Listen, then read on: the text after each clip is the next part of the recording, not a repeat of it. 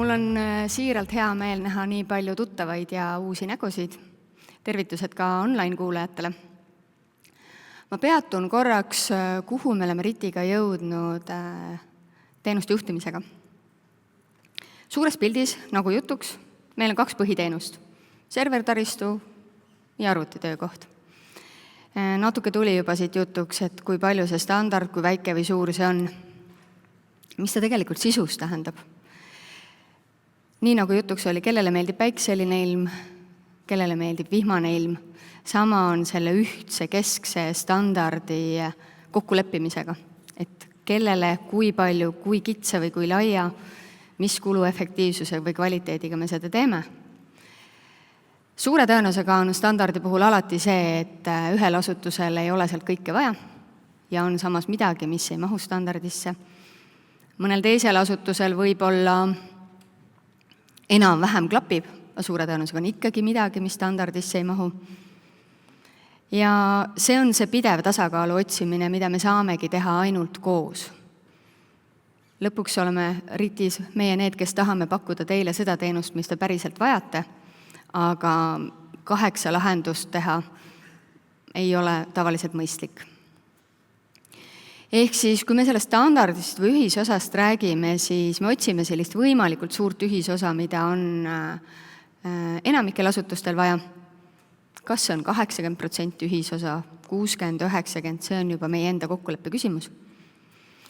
Ja kas võib-olla see ühisosa peaks olema hoopis väiksem, mis on kindlasti suurema mõjuga, suuremal määral ühiselt kõikidel asutustel vajalik. See ongi meie ühine koostöö ja otsustuskoht.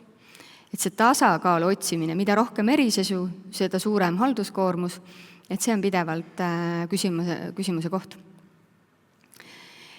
Ja ühisosa juurde saab ju võtta need asutused, kellel on oma erispetsiifilised äriprotsessid ja vajadused, erinevaid teenuseid.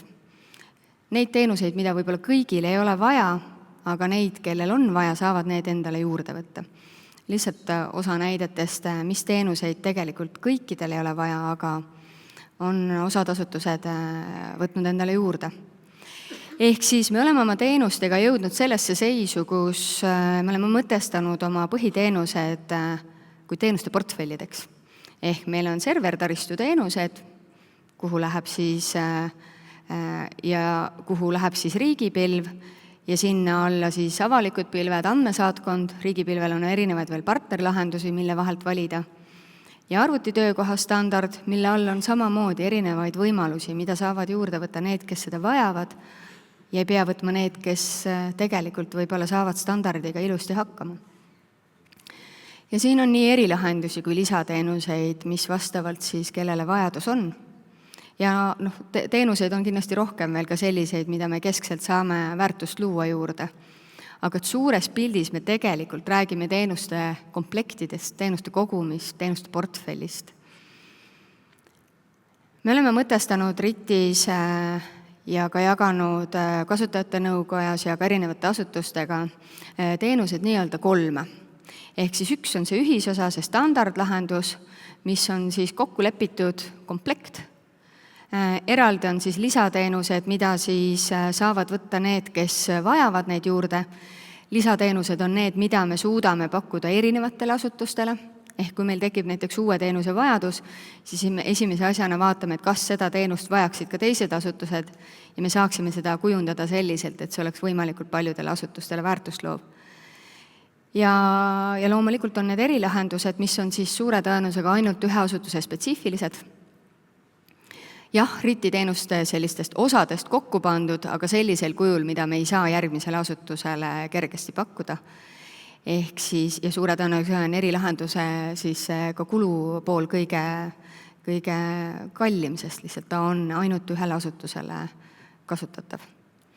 Ja sellised teenuste nimekirja me tõime siis teenusveebi, et kui te lähete pärast oma tööarvutis vaatate klientasutuse leppekontaktile, siis seal all on olemas Riti teenuste maksumused.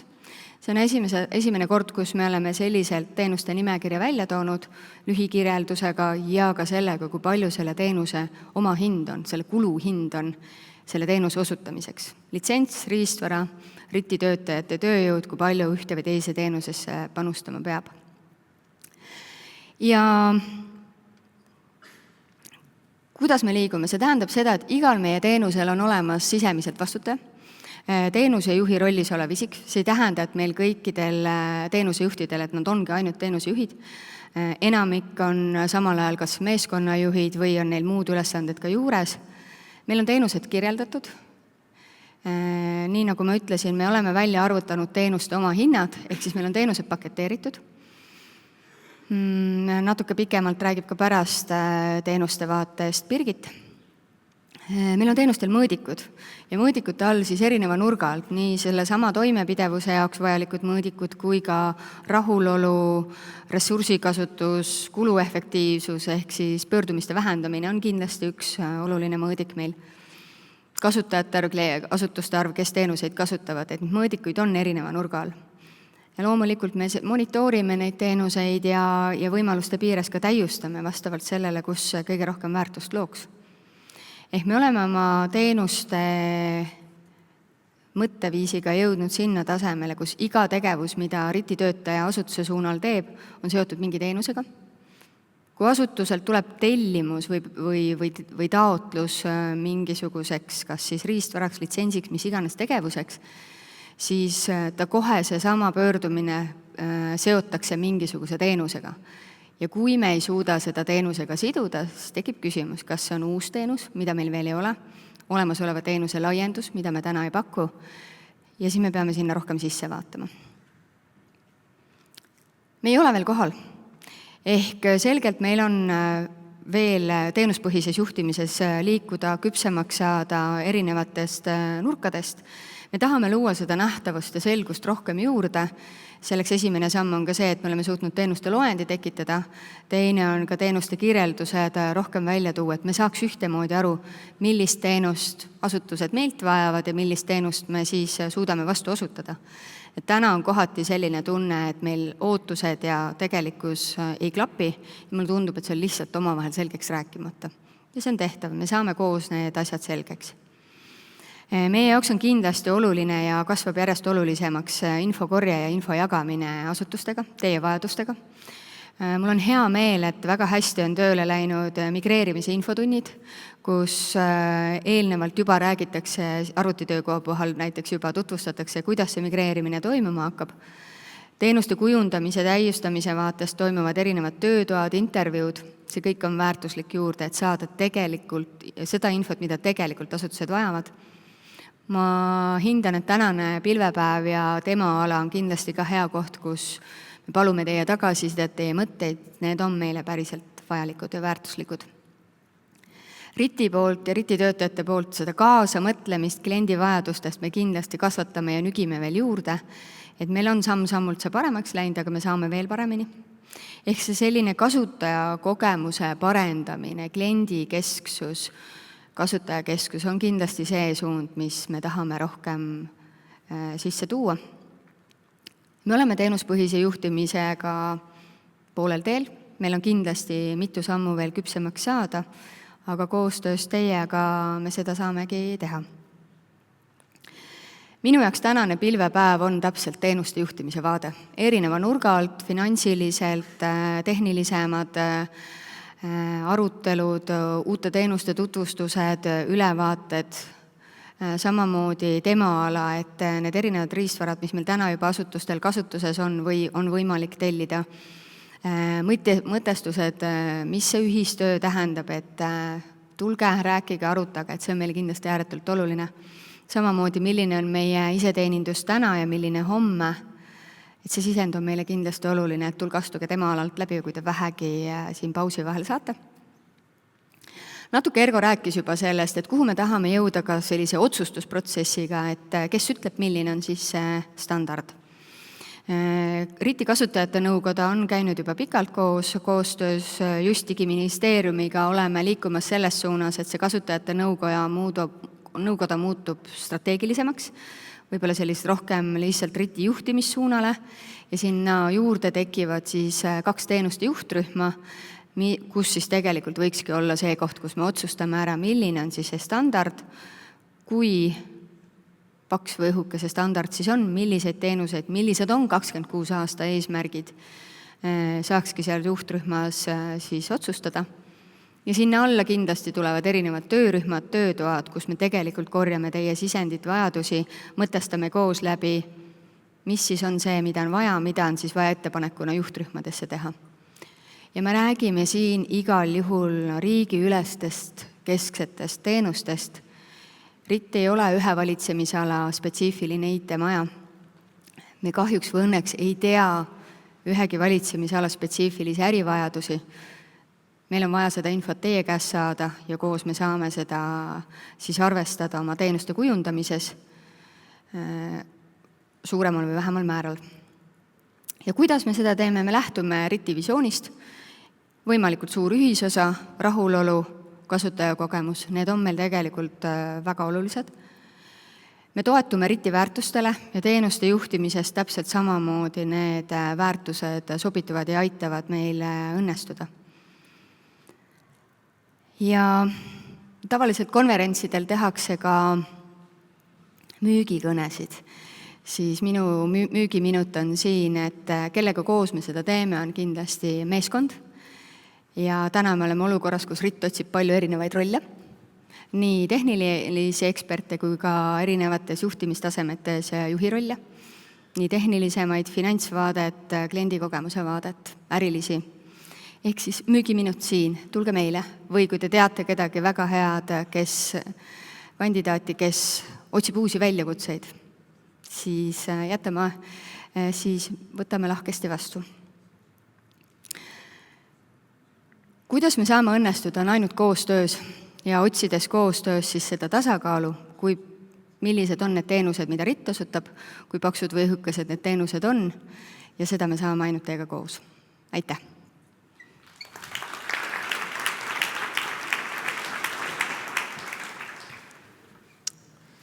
Ja aitäh selle ettekande eest ja tuletan siis meelde, et küsimusi läbi keskkonna ja tagasisidet läbi selle QR-koodi konkreetsele ettekandele ja küsimusi on ka tulnud. Ja kuidas RIT hindab iseenda küpsustaset? Kui me lähtume sellest küpsusmudelist, mis avaliku sektori teenuste portfelli juhtimine 11 aastat tagasi tehtud, siis seal on 5 taset, kes ei mäleta. Ma arvan, me oleme kuskil seal 2-3 juures. Et meil tegelikult on selle tervikvaates ikkagi päris palju veel minna. Kohati oleme kindlasti seal ka tasemel 4, aga tervikuna ma arvan seal 2-3 vahel. Mis need peamised puudused on siis? No juba kas või see esimene samm, et meil on nüüd teenuste loend avalikustatud ja kättesaadav klientidele, et enne ei olnud see kättesaadav, et kõik teenused on mõõdetavad, toimub pidev parendamine, et sellised pisikesed sammud tegelikult. Kuidas innovatsiooni käivitamine sobib teenuspõhisesse organisatsiooni? Innovatsioon sobib igale poole ja innovatsioon on nagu ilm iga erineva inimese jaoks erinev asi, et innovatsiooni saab teha ka töökorraldustes, protsessides, infokorjes. Et nagu see maailm on, me peame seda nii-öelda inglise keeles time to market, me peame suutma kohaneda võimalikult ruttu ja see kehtib ka teenuspõhises juhtimises, et me ei saa muud moodi. Keda ootate kummagi suuna peale uueks kliendiks?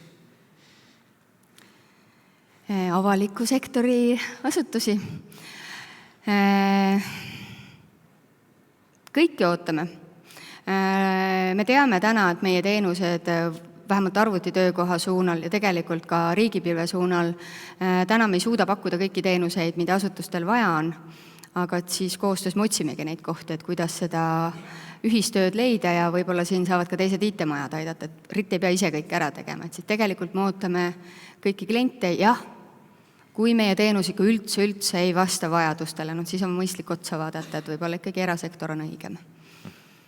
Ja see küsimus haakub selle eelmisega, et kas teenuste juhtrühmades on ainult ministeeriumid või kaasatakse ka siis asutused?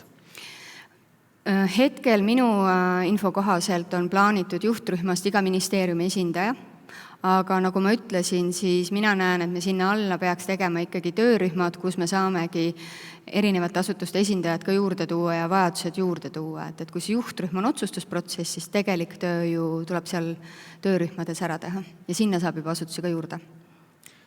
Kui standardis on palju riigiasutuste jaoks olulist, ministeeriumi esindajate poolt juhitud, kas tulevikus üldse väiksemate asutustele, näiteks koolide puhul, saab see sobida, et see tundub palju ja kallis?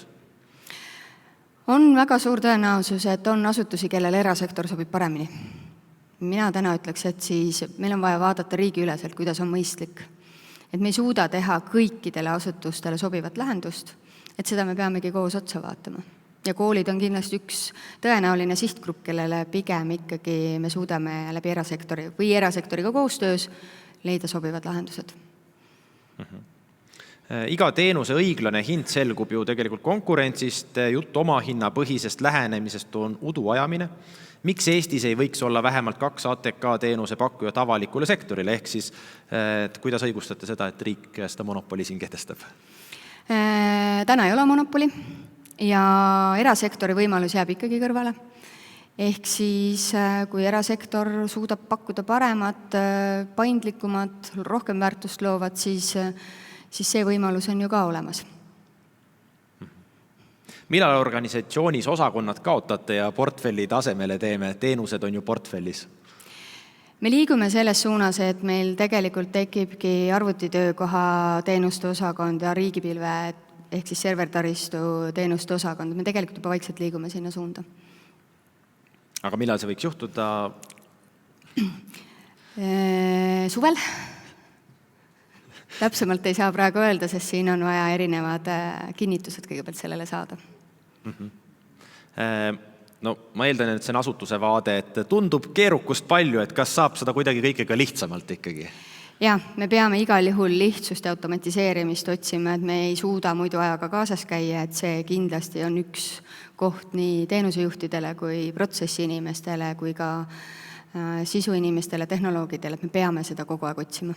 Me ei saa muud moodi. On keeruline.